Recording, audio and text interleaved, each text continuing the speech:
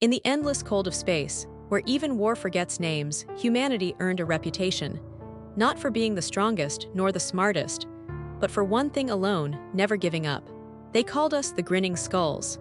It started as an insult, a battlefield nickname whispered by alien commanders in fear. Then it became a warning. Now it was a legend. And legends don't die easy. I was born Sergeant Maya Wren, 3rd Division, Terran Recon. My job was to go places most wouldn't even look at on a star map, then come back alive with intel. Most didn't come back. I wasn't most. The war against the Sithari Dominion had reached its boiling point. A race of hyper-intelligent, psionic creatures with tech centuries ahead of ours, they had crushed 3 sectors in 6 months. But humans, we didn't kneel. We bit back. We got dirty. We smiled through blood. That smile, the last thing the Sithari often saw, we carved into our armor, a white skull with a crooked grin. I was deployed on Vasco's 9, a dead rock being terraformed for Dominion expansion. My squad, callsign Echo Rain, was tasked with disabling a planetary disruptor that scrambled Terran reinforcements. We dropped with 6. We landed with 4. The Sithari were already waiting. That's when we met Kira. She wasn't one of us. She wasn't even human. A half-caste, part Sithari, part unknown species. She had been a slave to their labs, enhanced and discarded. They feared her because she had one thing they couldn't understand, a choice. She saved us when we were cornered, lancing 2 psionic drones with energy blades before they touched the ground. Her eyes, violet, burning, locked onto mine. "I want them to suffer," she said. She didn't need to convince me. We had that in common. Over the next 4 days, we crawled through the bones of cities they'd destroyed, evading scans, setting charges, watching each other's backs. Kira barely slept. She didn't eat, but she never stopped moving. Like a ghost with purpose. I started seeing her differently, not just as a weapon, but a soul. Her scars ran deeper than any plasma burn. She told me about the children they experimented on, the mind hives, the planets they hollowed out from the inside. "You humans, you don't understand what makes you terrifying," she told me once by a campfire made of burning drone parts. "Oh yeah," I said. "Enlighten me." "You laugh at death," I grinned. "That's because we've met it and we hated it." She kissed me then, not out of passion, but pain, like she needed to feel something alive before it all went dark again.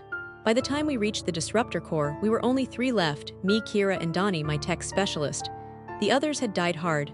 No last words. No slow fade, just screams and silence. But we carried them forward because that's what skulls do.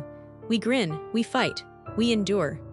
We planted charges on the disruptor but were ambushed by a Sithari Dread squad, 7 foot tall, armored in black crystal, psionics glowing like cold fire. We fought, God, did we fight. Donnie took a blast to the chest protecting me. Kira burned half her energy cells cutting through a commander. I was down to 1 magazine and a combat knife. Then their overseer arrived. He wasn't just psionic, he was something worse. He didn't move. He thought, and things died. My bones cracked under the pressure of his mind. Kira screamed in a language I didn't know and charged him. He caught her mid-leap, froze her in the air like a puppet. "This is the human sickness," he hissed, voice inside my head. "You rot everything you touch." I crawled to the detonator. Blood filled my eyes. My skull icon cracked from a previous blast. "You got one thing wrong," I whispered. "We don't rot, we burn." And I hit the trigger. The mountain lit up like a dying star. I woke up buried under rubble. A medevac was pulling me out. Reinforcements had arrived, finally. They said they picked up a faint signal from an unauthorized beacon, buried in a dead zone. Kira had rigged it with her own energy core before the fight. She saved me. Again. They found her body, burned down to bone. But her energy blade was still humming in her palm. "I keep it now. It's not regulation. I don't care. They say the war's winding down. The Sithari are retreating. For the first time in decades, peace is possible. But I still wear the skull, because I remember the ones who didn't make it. The ones who laughed in death's face. The ones who grinned when their bones shattered, just to protect someone else. And I remember Kira, the alien who chose humanity not because we were perfect, but because we were broken and still stood. She never smiled, so I do it for her. They still call us the Grinning Skulls. We're not the best. We're not the smartest. But we are the last thing you see before the dark. And we never, ever stop coming.